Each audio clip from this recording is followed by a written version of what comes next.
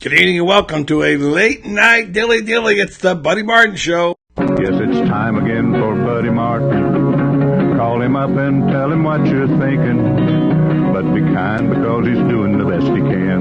Better, stronger, faster. Mama says that alligators are ornery because they got all them teeth but no toothbrush. Hey, what if the voice calls while you're gone? Take a message. Bye. You ready, champ? I'm ready for this my whole life. I'm incapable of small talk. But that's why you love me, right? Kind of intimidating to be in the presence of so many great athletes.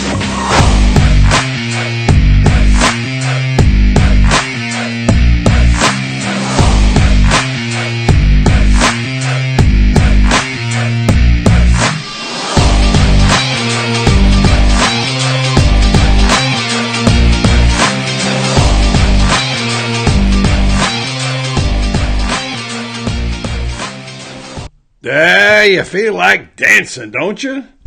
Dan Mullen danced all over the swamp on Saturday, and I asked him about that in today's press conference. Full of energy, that guy, and I think he helped energize the swamp on what some are calling the loudest they ever heard the swamp. I've been to a lot of games there. Certainly the interception at the end, it was very loud. But there were many other times I can recall some Florida State games, et cetera, when I can't believe that it was any louder than that. But the magic is back. At least it feels like it, doesn't it? How does it feel to be rooting for the number 14 team in the country, or 16, or in the case of, say, the CBS Power Rankings, 11th? I mean, that doesn't mean anything. I could rank them 5th, too. Nonetheless, they're back, they're ranked, people are talking about them. If you're like me, I got phone calls from friends from out of state saying, hey, I watched the game on Saturday. Back on the national landscape, people are saying, hey, I remember that team, and gosh, Florida and Texas are ranked again. Yeah, it's good to see that. A little respect coming out. That word respect's overused. I agree with Fine Bob about that. When people call up and say, why are my Georgia Bulldogs more respected? Respected? They're ranked second in the country and third in the other. That's pretty much high respect. But it is a good night. Late night dilly-dilly, thanks to all of our sponsors, including CD Farms Florida, Mark's Prime, and others.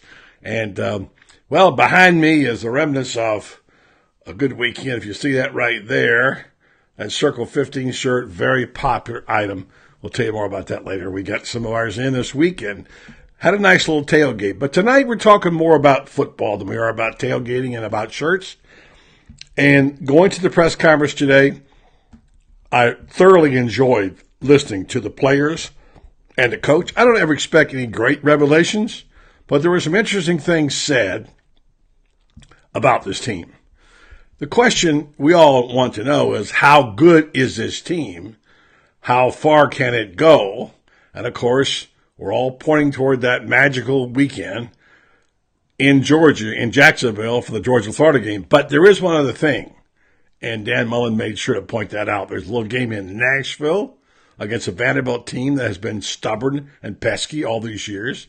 Mullen's been up there, he said, 3 times, I believe, twice at Florida, 1 at Mississippi State, I think. So he knows it could be annoying, and Vanderbilt is a team that can cause problems, just as mighty Notre Dame. Arguably one of the top 4 teams now, probably going to be ranked. So I'm just saying it is a factor to be concerned about. I don't know if I would say worried. I'd say concerned. And I don't think Mullen's going to let that one slip on. He said today that he didn't believe in trap games. He thinks you prepare for the game. If you're prepared to the game, it won't be a trap. A trap is only something that can happen when you're not expecting it and you don't think you're capable. You're vulnerable to it. A trap game. This is not a trap game. Florida knows exactly what to expect. Now, whether or not that changes the outcome, we shall see. But I want to get right to the press conference. Coming up in just a minute, the Graham Hall of the Ministry of Information will be joining us to talk about what he saw this weekend. He saw some terrific football. He saw some terrific defense. The defense you can't praise enough.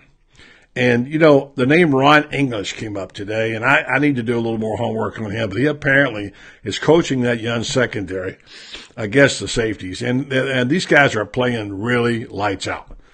They are really playing terrific football, along with others like Polite, naturally, and Voshan Joseph, who got the big award this week. Career high number of tackles, played the game of his life. Anyway, I want to get to the press conference because one of the things we talked to him about today was the offense. And Dan Mullen made a rare admission that he got too conservative. But you got to compare apples to apples. And when our friend Edgar Thompson asked a question, I think Dan kind of thought maybe Edgar compared rye bread to cheesecake. Decide for yourself. What's been the challenge week to week with the offense? Obviously, it's not firing on all cylinders and greased up like, for example, the 2008 team where you guys could just do what you wanted. You got to be creative, and we've seen it. Yeah. What's the challenge for game planning each week with you? I don't know. That's relatively, trying to compare our offense to the 2008 team is really not fair per se, right? I mean, you're talking about a team with a veteran group with a guy that just hung his name in the stadium at the quarterback position. You got about seven NFL wide receivers, right? I mean, the whole line's still playing in the NFL. And the tailback has a gold medal around his neck. Is how fast he is. So, that team, I don't know that team always fired on all cylinders, but, you could call counter and both guards pull and hit each other, and Percy still would go score a 70-yard touchdown. So, right. Yeah, how about that? The linemen bump each other and Percy scores a 70-yard touchdown. Yeah, you can't. I mean, you talk about one of the all-time great football teams anywhere, not just in Florida. Arguably, some people say top 5, some people say top 10. That 2018 was killer, as you pointed out. The line's still playing in the NFL, and one guy's got a gold medal around his neck, and one guy's got his name on the stadium wall. So I thought that was pretty good. Now, on the matter of offense, I talked about this a lot last week. I spoke with Paul Feinbaum on my show about it, and we discussed the fact that what sets Mullen apart is his offensive strategy and his play calling. And I'm a big proponent of that. And I went on 2 or 3 shows, and I said the difference to me is going to be Mullen's play calling unless there are some major turnovers. Well, it was both. The turnovers, too, as it turned out. Those were ball-hawking plays. Those were not mistakes so much as they were great defensive plays. Of course, it was a mistake. Burrow threw the ball in a bad spot. But anyway, I want to get to this because the play calling to me really is what separates Mullen. And I call him, I got the new name for him, the chess meister. He's the chess meister. He's playing chess, and the rest of them are playing checkers. And the skills of which he does this are amazing. We know about some of the calls he made. We love the play he called. The Kadarius Toney threw for a touchdown to Morrill Stevens against Mississippi State. That was a terrific call. And then the best call of the year was a left-handed pass by Lucas Krull, tight end, who, by the way, not many people knew about, who was a former baseball player. And he takes the fly sweep and turns around and throws it to Felipe Franks.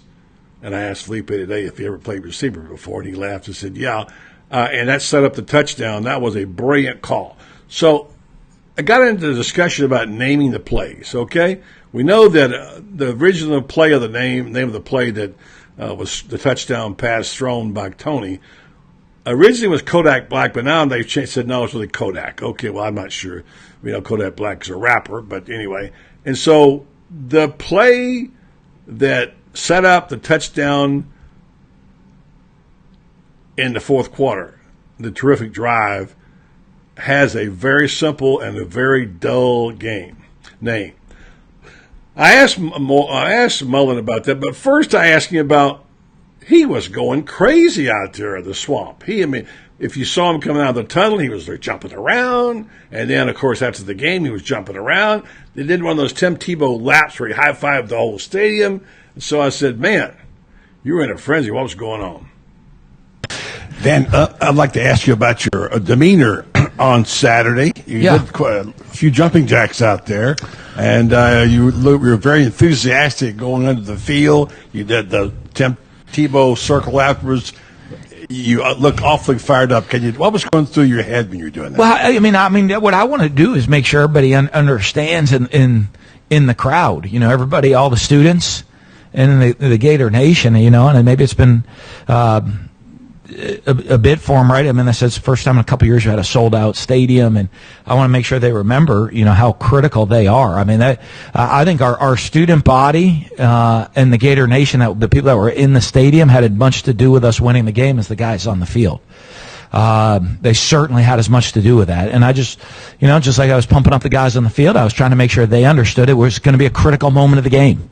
We're at a critical time of the game, and there's no time for them to get tired. Every single person on that stadium needed to be on their feet, creating in a frenzy, creating that home field advantage for us that we needed. And I just, they were a little further away from me than the players. So that was just my way to communicate to them that it was time to make sure they were on their feet, standing up and down, going crazy, because they were critical. And as you saw, as a result, they were. At the end, the stadium was deafening, certainly, and intimidating. And like I said, our student body, the band, did amazing. I always think the band kind of leads the student body in the crowd, and they did a great job of leading all of those people to help us get a victory. Play calling. The left-handed pass, yeah, which obviously could crawl through. That I didn't have as creative a name for. I apologize.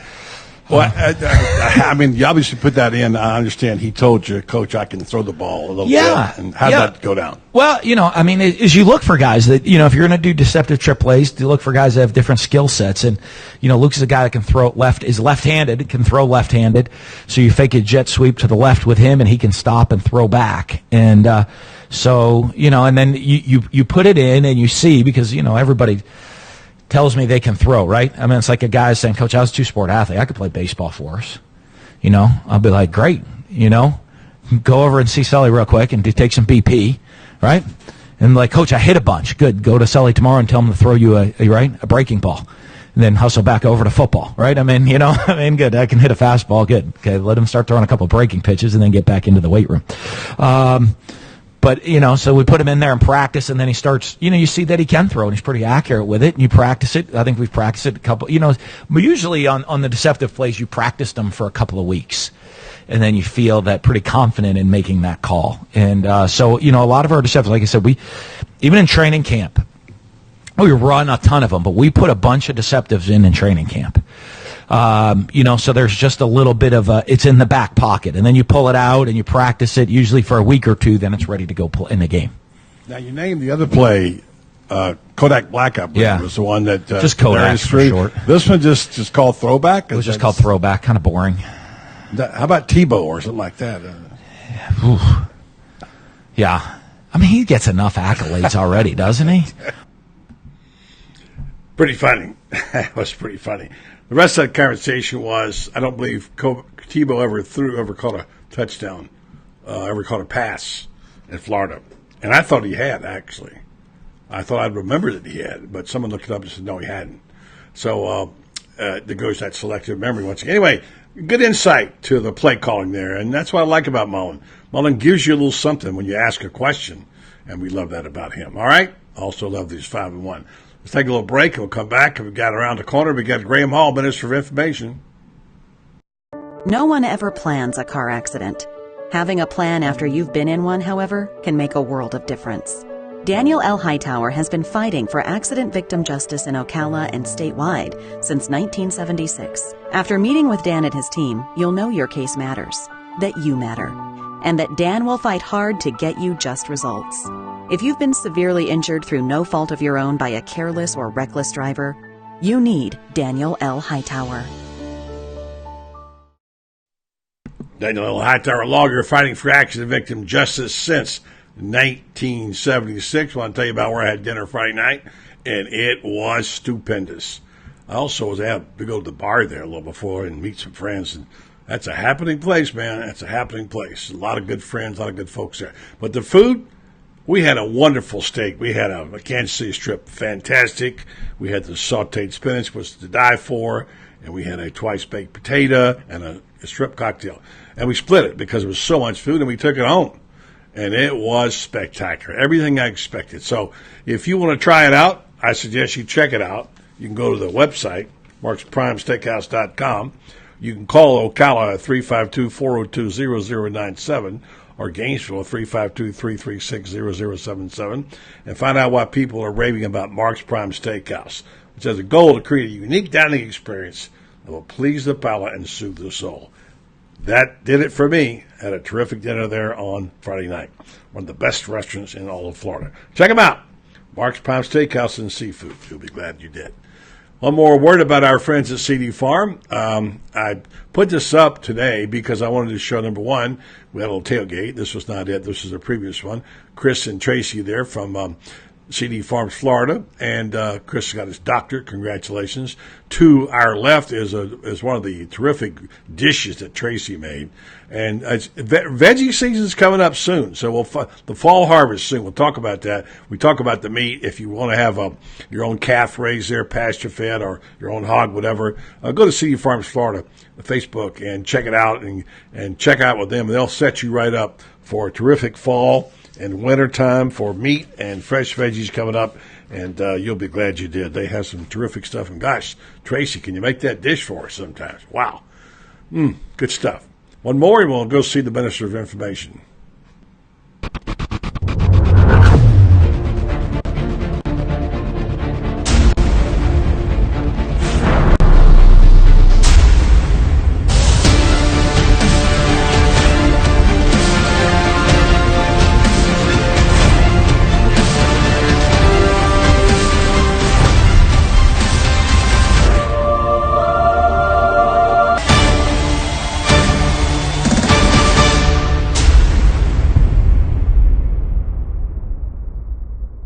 There you have it. You see that Circle 15 blue, beautiful shirt that we wore on Friday and on Saturday. They're in. You can go to allfloridasports.com and get yours. Check that out. And we got more on that later. Let's see what the Ministry of Information. It was an intriguing weekend, and all of a sudden Florida vaults into the national picture, changes everybody's demeanor. It certainly changes the landscape of the SEC. Let's see if we can get a hold of our friend Graham and manage to hear him. I'm not hearing him right now. Let's see what we got going on here. Graham, is that you, buddy? Hey, buddy, how you doing?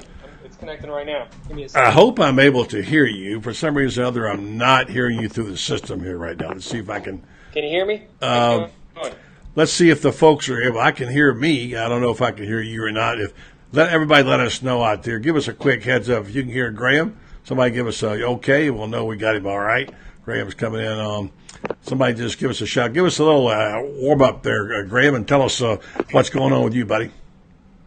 How are you guys doing tonight? We talked to some Florida players tonight, Ja'Kai Polite, David Reese, about, the big theme of the week is, everyone throws around the word trap game so much. Yeah. I think right now that the mentality Florida needs to have is about avoiding a letdown, because a trap game kind of insinuates that you think the opposition could beat you. Right. And Florida right now, after 3 very, very strong weeks, needs to be playing with the mentality that they are a top 15 team in the country. They can beat anyone that they play. Anytime you're coming off an emotional game, there always is cause for concern that you're going to take the opponent, start looking ahead at that bye week, thinking about what you're going to do, going back and seeing your friends, recovering, get a nice massage. Your mind starts to wander and move to those things. And right now, Dan Mullen, in his first year in Gainesville, obviously he's no stranger towards reining guys in. But right now, this is a team that, can't be a little bit too drunk on the feelings of victory. They need to remember that they still have a lot to prove, and it starts on Saturday at 11 a.m., a very, very early game. A lot of things that are the making of a trap game, but Florida needs to, hone in and avoid that letdown on Saturday. Yeah, I hear what you're saying, and that is true. That's certainly something that you have to be aware of, and I get it. But for a moment, let's not forget, you have to enjoy the present.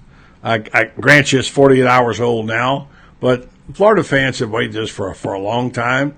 You need to savor a little bit, You got to remember, we've talked to – look, you and I have talked about this for the last 7 or 8 months, right? How good is this team going to be? Can they win a big game?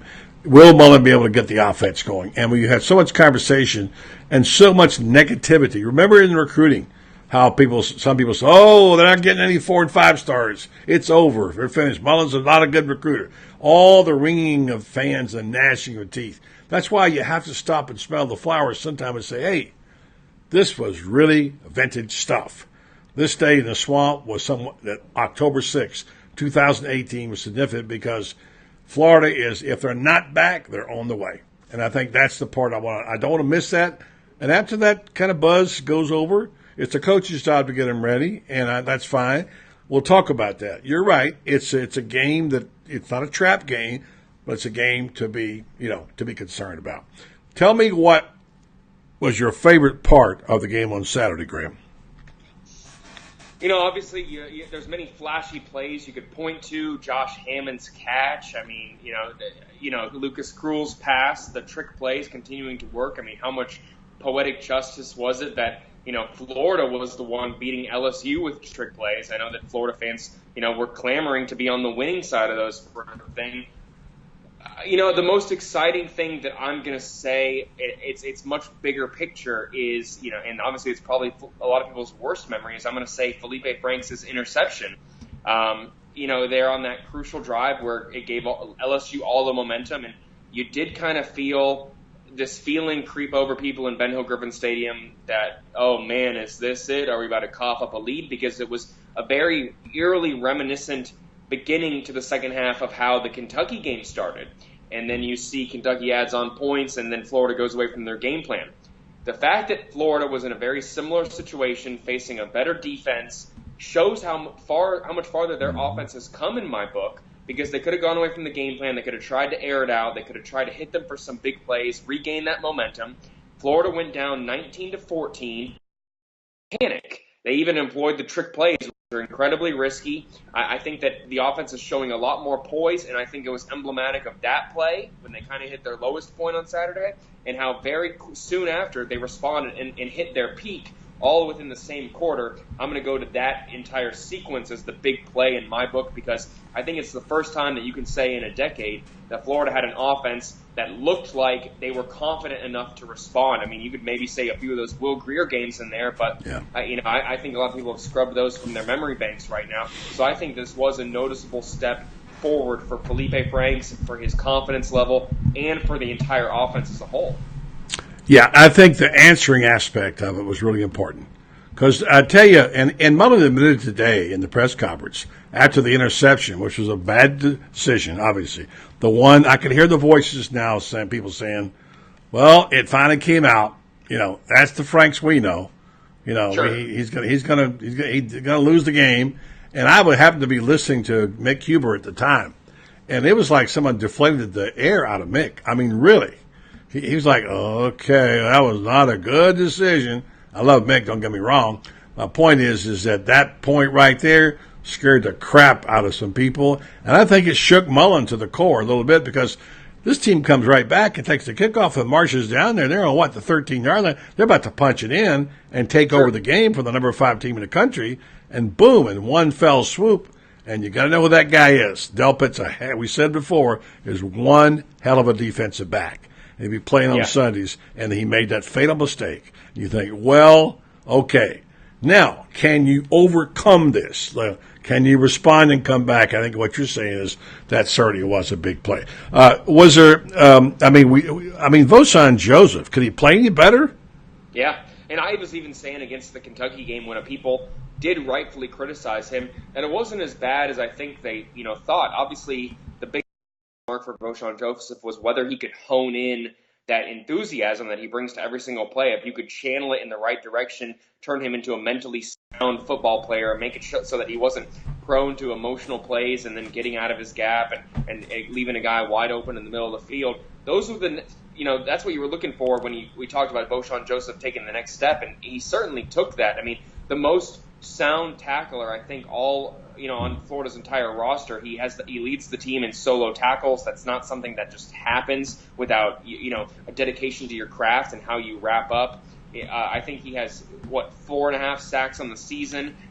He had 2 the other night. That's unheard of. Florida's defense is leading the nation. I think they're top 10 in sacks right now, and he's one of them up there along with Chauncey Gardner. That's crazy impressive. How fitting, though, that his kind of coming out party again is against LSU. As a freshman, he wrecks Danny Etling there in that game that Florida wins 16-10 on the goal line stand. Mm-hmm. He was a big part of that in a big sequence. That's when everyone learns his name. Now, 2 years later, hits his coming out party against LSU as kind of a complete player. We talked to David Reese tonight, and David Reese said that, hey, it wasn't that much of work that he really had to do to put in to become this dominant linebacker. He just needed to get a little more confident, become a little bit smarter in the defense, and then keep bringing that energy, and he's going to be a great linebacker, and we're seeing that right now. Yeah, I mean, you can't say enough about what the job Ron English has done in the secondary. He brought up today, but you also can't say enough about Sunseri's defensive lineman. I mean, I got the stat in front of me. Polite and Zuniga have combined 15 tackles for loss and 10.5 sacks. They are one of 4 duos, Miami, Mississippi State, North Texas, with at least 7.5 tackles for loss apiece. These guys are, and what gets me about it, and this includes Joseph, the closing speed they turn on to get the quarterback. They're like jets, man. They can run, and that speed, the defense, the offensive backs and the guys who are blocking, they misjudge them. Their speed, they're so quick to the ball carrier, which I mean is spectacular. So I mean you're right. That's huge, and this defense is basically carrying this team. Yeah, you go back and look at how many of those plays where Ja'Kai Polite is, putting a spin move on the left tackle. How many of those times does he get faster, seemingly use his hands? If you're a defensive lineman, you want to create acceleration through contact. And Ja'Kai does a very good job at getting his hands on the offensive lineman and using him to kind of propel himself forward and off of him, create some momentum. That's what the really, really good guys use. That's what gets you playing on Sunday, where you can, create a little more torque, a little more acceleration for an already 260-pound body.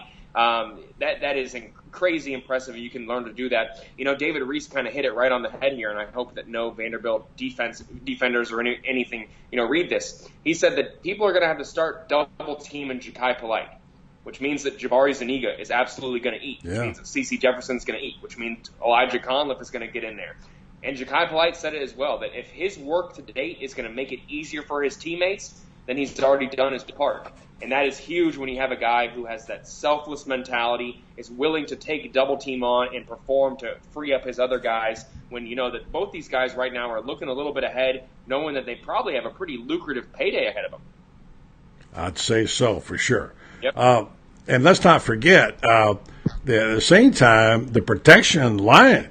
I mean, somebody brought up a question today, I think it might have been Edgar, about, you got to average, how many times did Franks get sacked last time? A ton. And about 4 or 5 times a game, and he didn't get sacked at all Saturday. It makes a lot of difference. I think Mullen would probably liked if he did take that sack there early in the third quarter rather than trying to throw it out of the end zone as he was driven into the ground. It didn't count as a sack, but I think they'd rather have a sack there than an interception. A few more plays where it looked like, the pocket was collapsing. Felipe, you have to give him credit for getting rid of the ball, having that awareness, that, sensing pressure coming from behind him. Those were things that Felipe looked incapable of doing, and were things that when people wrote him off, they kind of added definitive statements as saying that, he doesn't sense pressure well, as if he never would. Well, now we're sitting here less than 6 games later, having a new head coach, and he's going through his reads, sensing pressure, getting rid of the ball. Yeah, sure, he's still making a few mistakes. What quarterback doesn't make mistakes? Tom Brady makes mistakes. Peyton Manning made mistakes. Of course. Not saying Felipe Franks' ceiling is there, but you are seeing him prove in a lot of ways, a lot of aspects that people kind of prematurely said, he'll never get better in that. And we're seeing it come to life right now. Listen, I've defended Franks pretty much all the way through, and I didn't ever say he wouldn't make mistakes. I also reminded people that I saw Danny Werfel throw 3 picks in a big game, and I've seen the great quarterbacks. I saw John Reeves throw 9 against Auburn in Auburn, an NCAA record. So I've seen some good players have bad games, and he's going to have one. And you hope it doesn't affect him mentally. But I listened to him today, and while he's not terribly colorful to talk about, and I've interviewed him or heard him probably 6 or 7 times now, and his head is pretty well squared away on his shoulders, and he says the right things, but he's also blocking it all out. He's got it all right here. He knows how to deal with the critics. He's listened to his coach. Social media is not going to penetrate him and blow him up. And he's got his priorities in the right order. He's a good teammate to his fellow men. So I think there's a lot to be said for that young man, who's been, by the way, kicked around pretty good by fans in the last year. A couple more things. I think we of course we're wanting to point toward Georgia, but as you said earlier, they can't afford to do that. I think Florida has earned its way back in the eyes of so many people. This win was so big in so many ways. It was the right time. It was all there. It was everything from the flyover to Tebow to, you name it, the crowd, the Swamp being sold out. The expectations were so high, and it would have been devastating to lose that football game, especially when they came back after the first half and then marched down the field and then wound up throwing a pick in the end zone. It would have been devastating. But the fact is there's a certain resiliency. I think you said this, too, a few times. This team's got a certain resiliency which will stand them in good stead. Now, looking down the schedule, and be careful, I think the biggest thing about them is the old cliche applies, and they know how to do it. Take one game at a time. But you can't help but look around the corner to Georgia and say, this team can compete with Georgia. 3 weeks ago, we didn't think that was possible. Yeah, I agree. I think that Georgia's front seven isn't as good, first, as a lot of people were led to believe. At least not right now. It still is made up of 4- and 5-star guys, and I think eventually they'll get there. But right now, Florida has an opportunity where Georgia's defense is still figuring things out, not clicking on all cylinders. There is some, how do I put this? Some discord between Georgia coach Kirby Smart and their offensive coordinator that I think they're going to go in a younger direction after this season. And they got all this talent in the world there to not be hitting 40 points every single game. Florida does, like you said, have an advantage. It does come down to embracing that winner's mentality, believing that, you deserve to be there, that you aren't going to be outscored 21-0 in the first quarter. I think that's a big part of what Dan Mullen's trying to employ, and these guys being like, hey, we're 5-1. I don't want you to get cocky or complacent, but I do want you to start thinking that we can be a very good football team if we handle what we have to throughout the week. I think that is something that has resonated a lot with people. 2 other things real quick. It is kind of funny. You point out all the storylines about LSU and say, oh, it would have been devastating if they had lost that game. I think that is very, very true from a fan perspective. But if you sit there and look at if you sit there and talk to the people in the locker room, they are even more impressed with themselves for winning that game because they feel as if there was even more undue pressure on that game. And that kind of flies in the face of everything Dan Mullen has tried to convey to them, that, they take it a game at a time. It's just 60 minutes of football. We handle what we can handle. We control what we can control. And then they hit that week, and everyone's telling them, oh, Tebow's coming back. You better play well for Tebow, and it's a top 5 team, and you better, not embarrass the 2008 national championship team. And now they're already worried about being a top 5 team, and now they're worried about letting down the people who came before them and were the reason a lot of them came to Gainesville. So when you think about, the storylines for both sides, there was so much more pressure on Florida than we kind of thought. We thought that they'd be boosted and given some confidence by, Lewis Murphy and all those guys being there. But it actually is, when you're playing the game, it's the exact opposite. You don't want to embarrass the guys who beat an LSU team 51-21 10 years ago, because that mentality is crazy for you. Last thing I'm going to say, buddy, before I let you go real quick. Felipe Franks has been probably the most defensive player that we have, ever covered. And I think that he, we talk about the criticism he's faced and how it's taken a long time for him to come out of his shell and talk to people and embrace the fan base and have them embrace him. I don't want to throw around the term PTSD or minimize it, loosely, but Florida fans are predisposed because of the past 9 years that every time a quarterback struggles, while they're seeing guys like Tua and Jake Fromm tear it up, they're instantly going to think that those guys aren't going to pan out and they're going to let them down again, like Driscoll and all the 15 other last quarterbacks came through. That's why I think fans are obviously giving Felipe Franks a much shorter leash. Rather than giving him natural time to progress, they're instantly prone to worrying and freaking out and thinking, oh, man, here we go again. Mm-hmm. They want to have a definitive answer right now. They don't want their hopes to be up with Felipe Franks. They don't want to buy in on another guy who's going to let them down. And that's why it's taken a lot longer for people to come around to Felipe Franks, and why he's been given a lot less breathing room and room to grow. And I think that I'm not trying to chide Florida fans or caution them or any sense, but you are going to continue to have quarterbacks who aren't embracing the Florida fan base like Tim Tebow was or Chris Leak was or Warfel or Shane Matthews, so on and so on, until the fans start, giving them a little more breathing room to make mistakes. You see what I'm saying? Absolutely. Absolutely. I do what you're saying. It's a very good point. And I have a little history with Florida fans over the years, and I understand this, and that's just their mentality.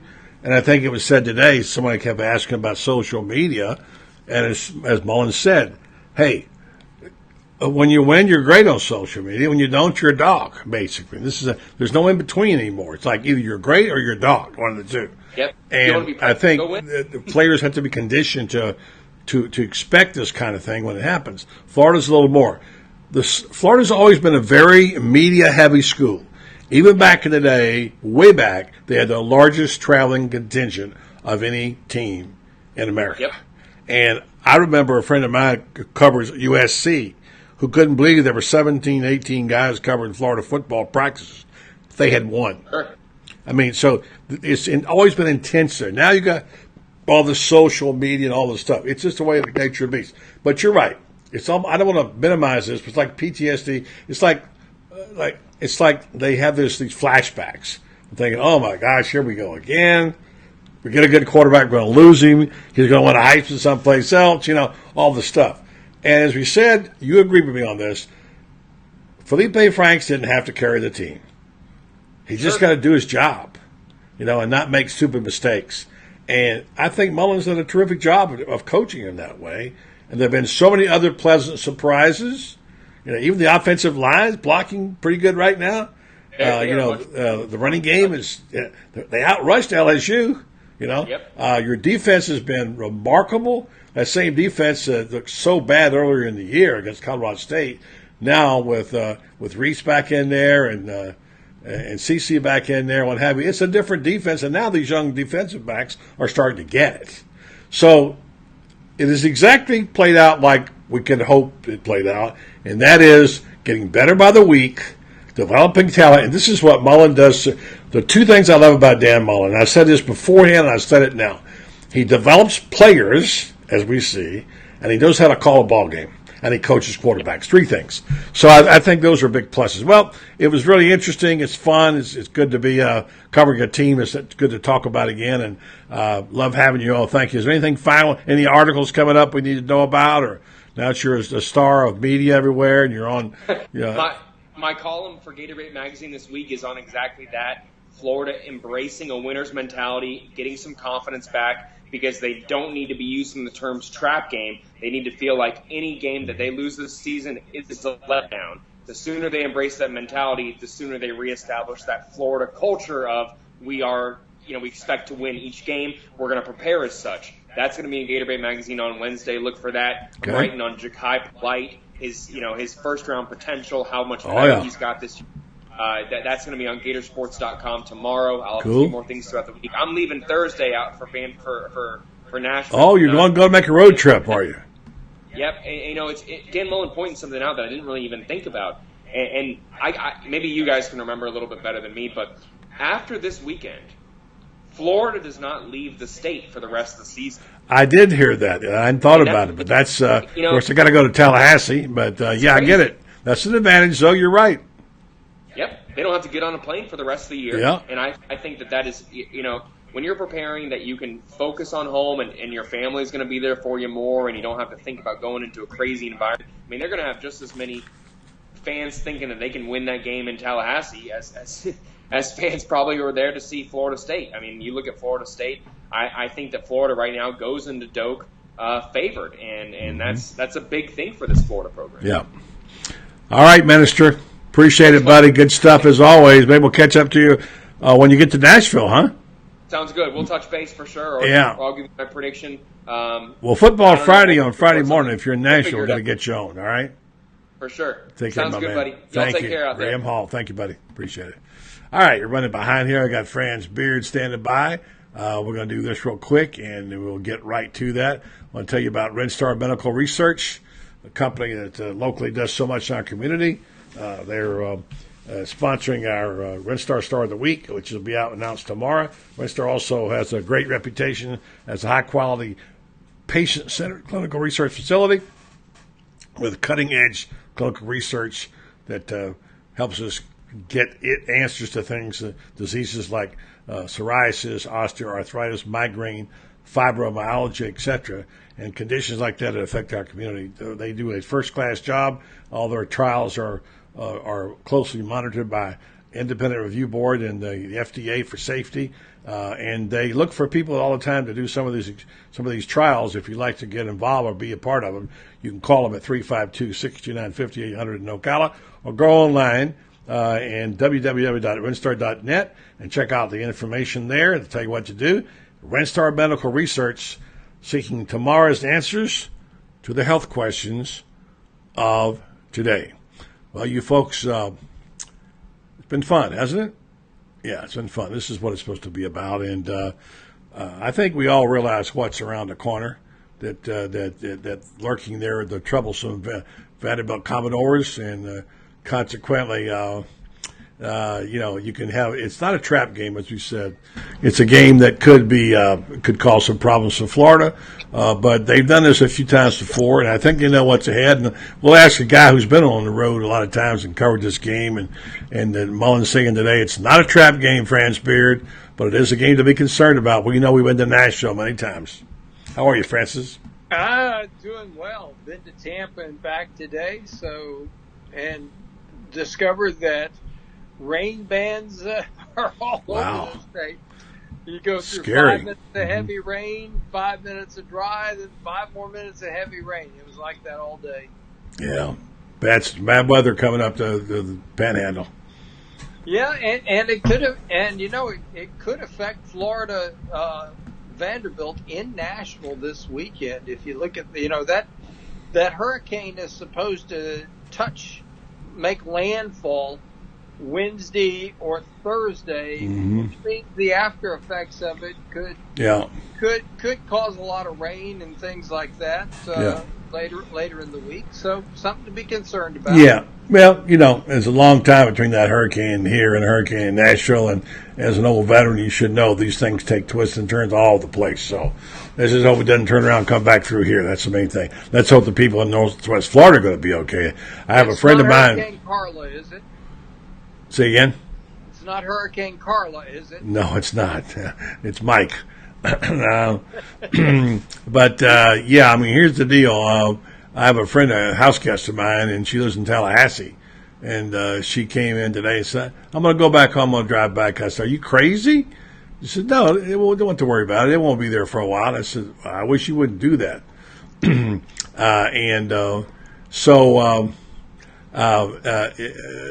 got in her car and started driving, and she called Tallahassee, and she talked to her daughter-in-law and said, what are you doing? There's no gas up here. There's raining and sheets of rain. What are you doing? Turn around and go back. So she turned around and came back. She's here at the house tonight.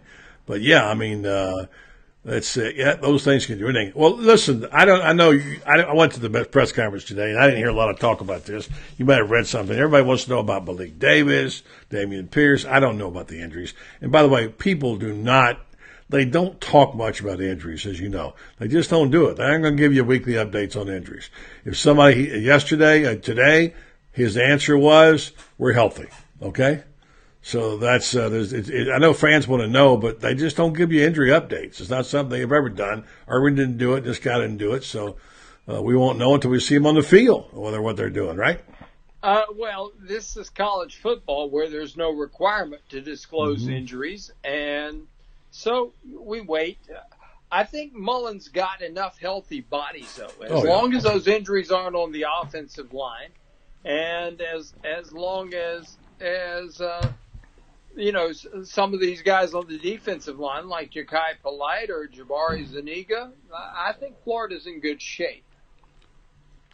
Well, I'll tell you, France, we got a lot to talk about. We talked about a lot of it Saturday when we did the post-game show.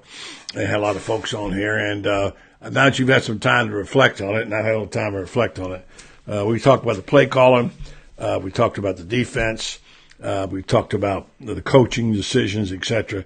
And I just want to say this coaching staff has done a superb job. I mean, Grantham has been a big surprise. I love his scheme. I love the blitzes package he puts in. We talked today to Donovan Steiner about his role.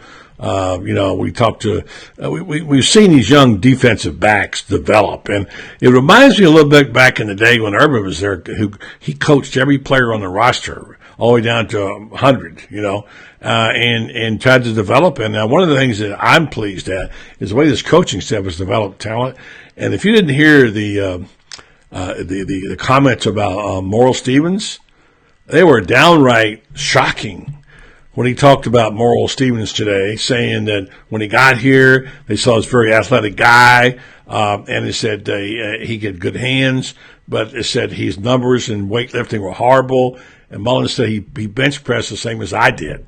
He says he obviously wasn't in shape, and you see this body he's got, and you see these hands this guy's got, and you think, wow.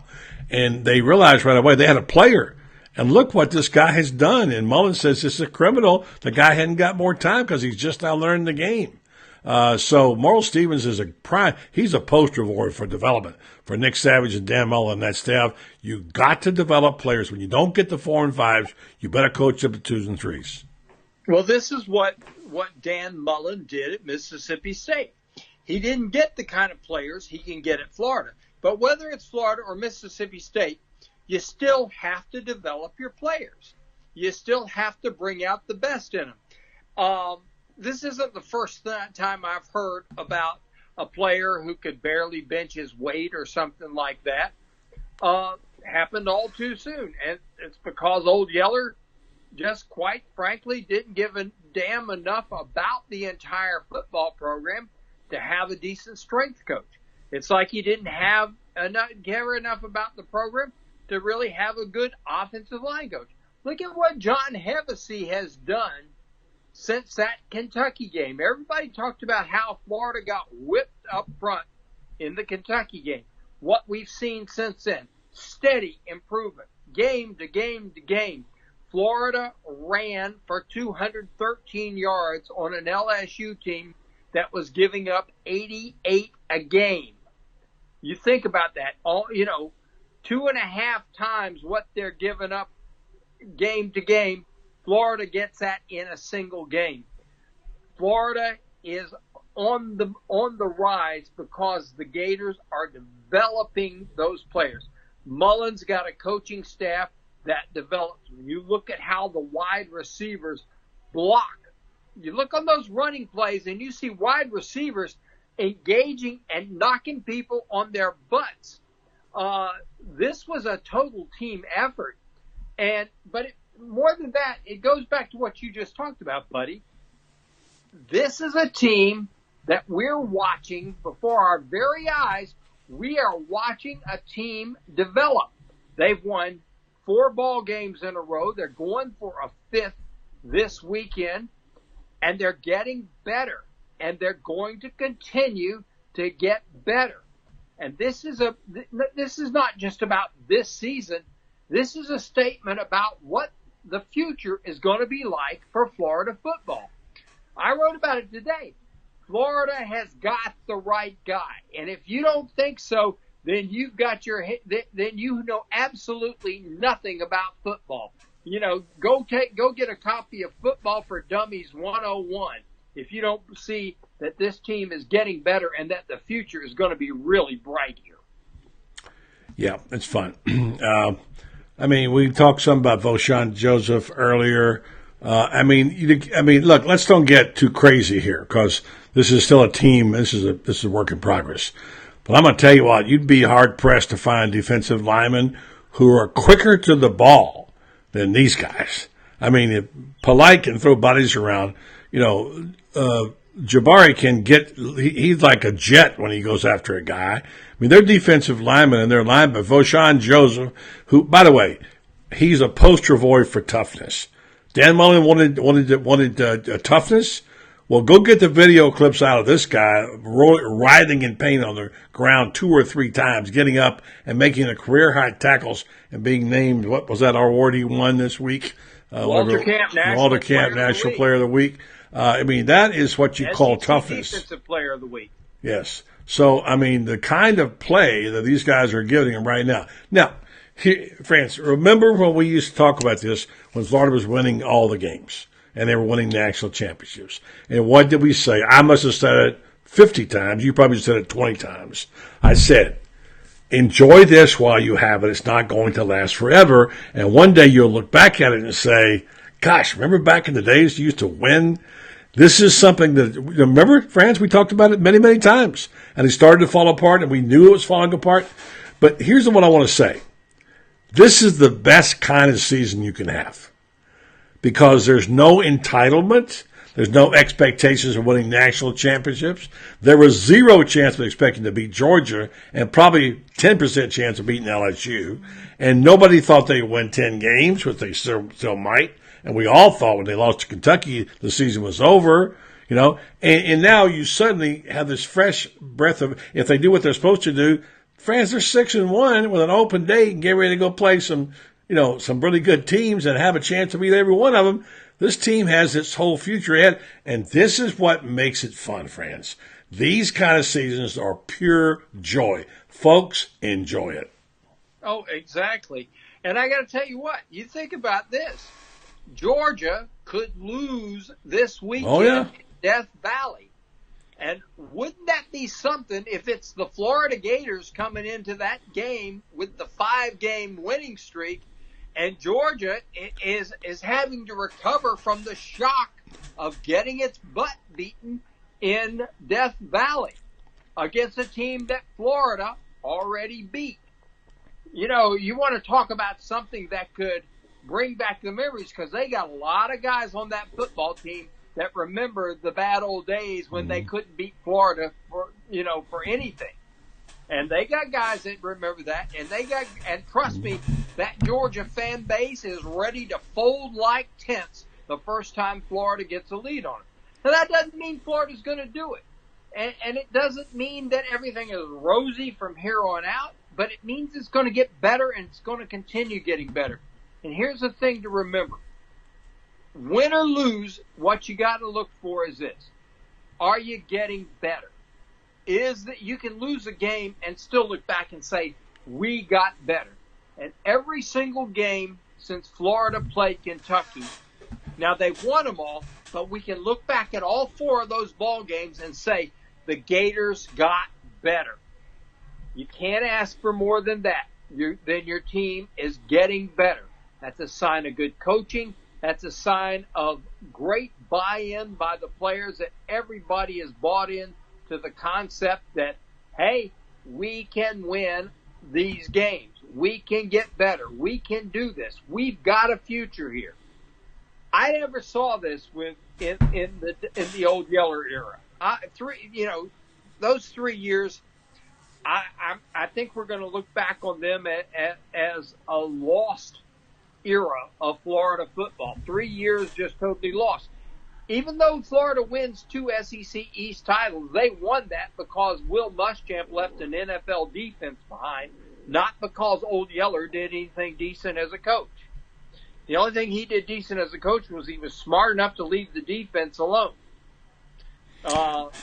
Okay, I'm going to stop you there. And since for people just tuning in, they're saying, who is Old Yeller? Well, you have to. France has his own vocabulary. Okay, he won't use the word dog, D-A-W-G, ever in his stories. Number one, that's one of the things. He has his nicknames for the former quarterback coach who was here.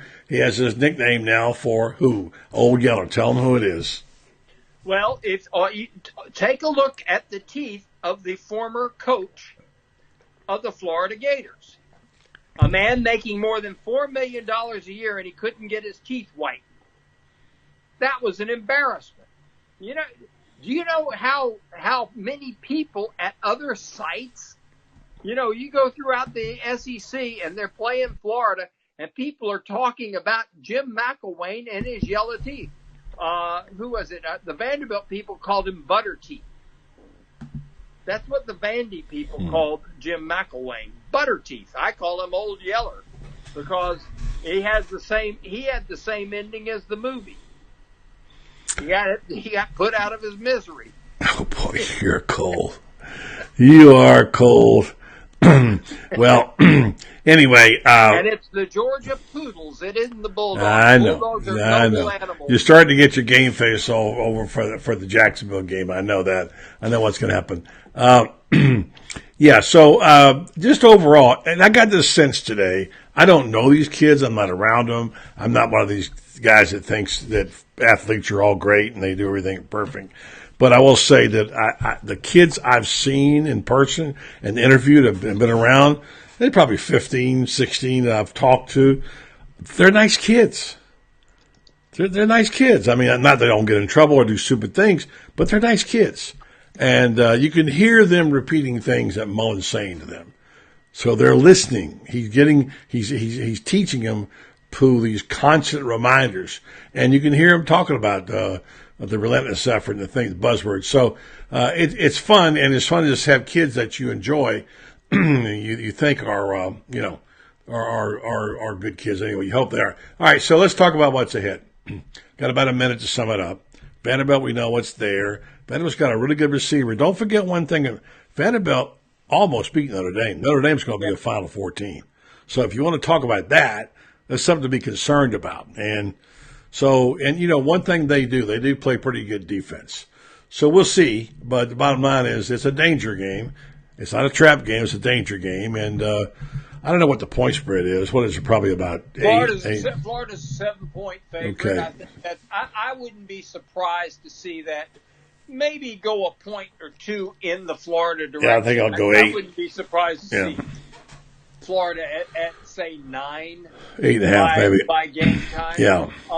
Vanderbilt, the question is this. Will the Vanderbilt team that shows up be the one that went toe-to-toe with Notre Dame, or will it be the team that South Carolina and Georgia blew out and could have beaten worse than what they did? Yeah. We don't know.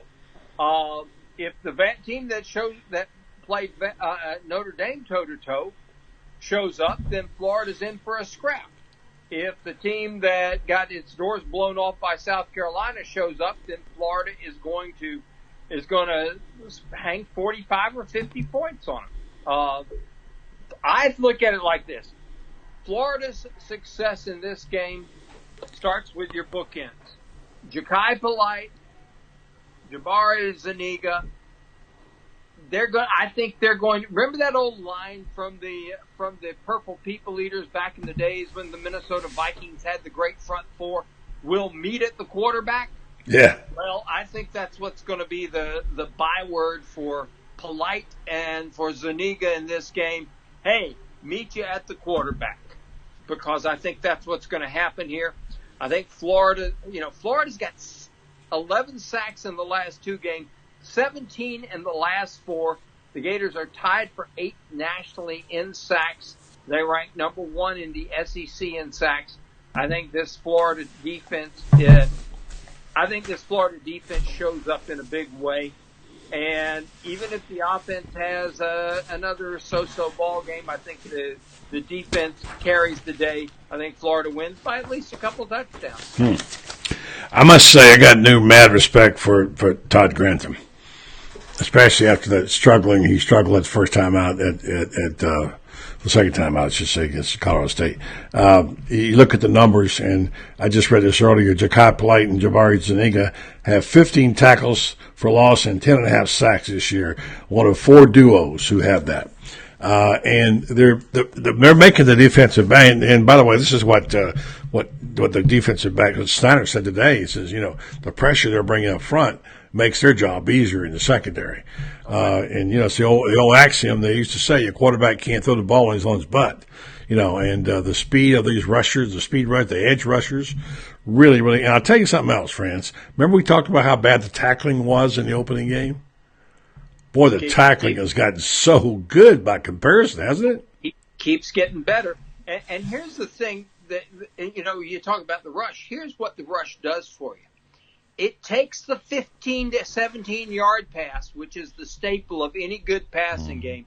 It takes it completely out of the equation. It means that you're going to have to try to dink and dunk. And I don't think you can beat a team with Florida's speed by dinking and dunking. And unless Vanderbilt has come up with some King Kong offensive linemen, which they don't have. I think it's going to be a game where they're going to have to try to win it with dinks and dunks, and I just don't see that happening. Yeah.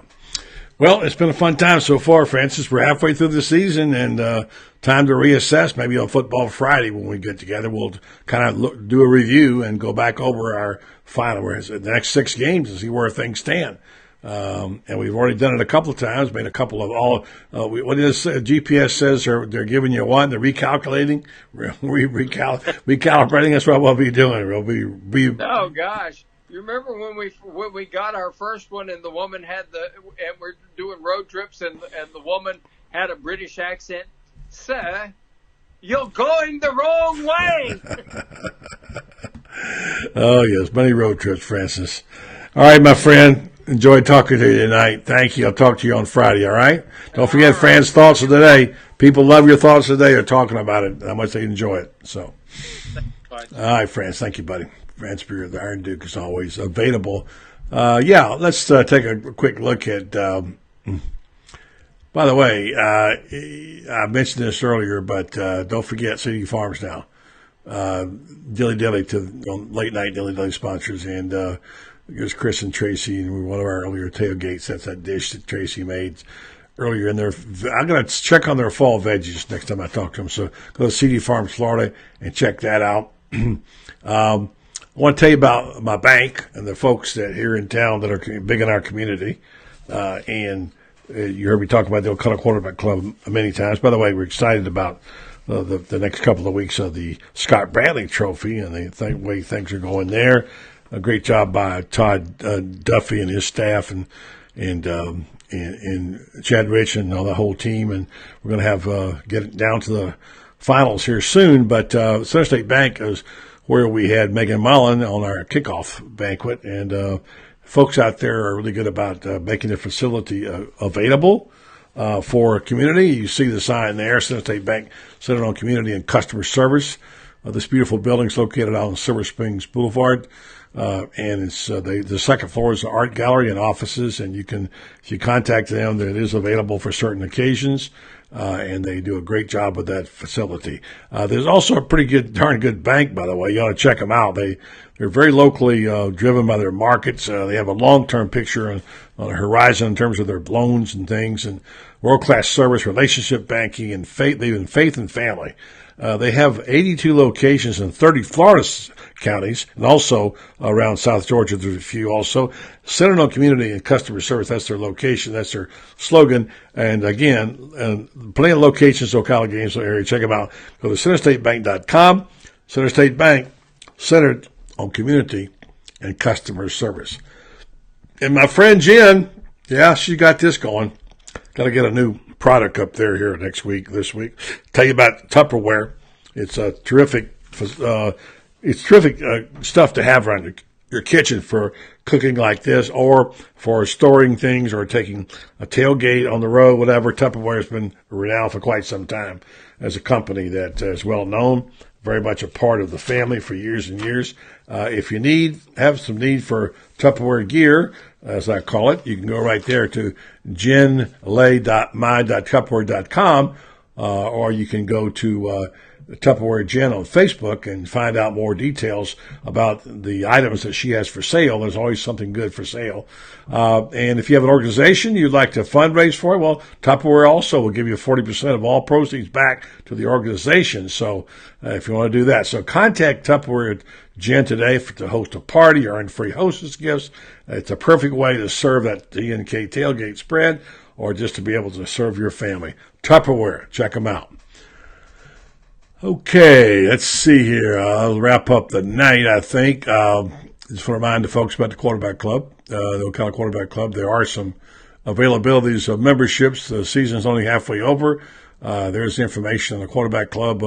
We have contact numbers if you need them. You can PM me, I'll tell you. Still got some terrific guests coming in. And these two guys, Dr. Frank Cannon, Ocala Orthopedic, and Danny Williams Appraisal, are two guys who support this club and support this marketing plan. We do appreciate them as our champions. Ocala Quarterback Club, around since 1955. you can check them out. Or as I said, PM me. I'll tell you what you can do about that and how to go about it. All right, that's going to wrap up the night for me.